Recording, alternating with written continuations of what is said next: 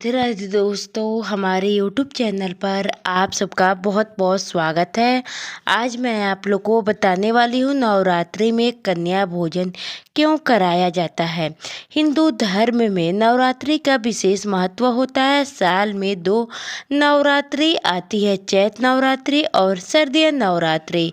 ऐसे में लोग नवरात्रि के अंतिम दिन में कन्या भोजन जरूर कराते हैं।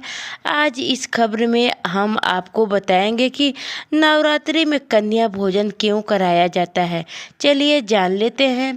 कुंवारी कन्याओं को माता का स्वरूप माना जाता है।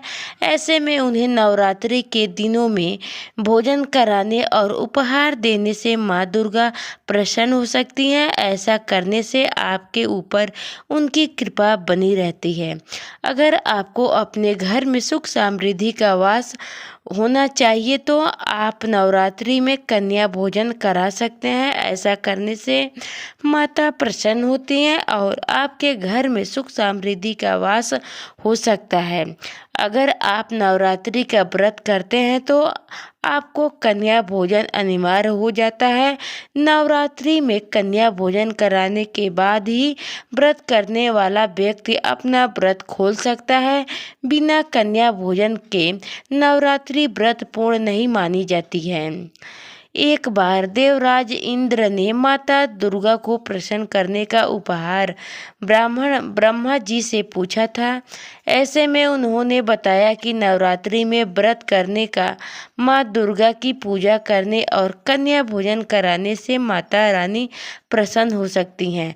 अगर आपको नवरात्रि में अपने घर में कन्या पूजन करानी है तो इसके लिए विधि का ज्ञान का होना जरूरी होता है। कन्या पूजन में शुद्ध और सात्विक भोजन बिना लहसुन प्याज के बनाना चाहिए। सबसे पहले 9 कन्याओं और एक बालक को अपने घर पर बुलाएं और पैर धोकर बैठाएं। इसके बाद सभी कन्याओं और बालक का टीका करके और सिर पर माता की चुनरी ओढ़ाएं।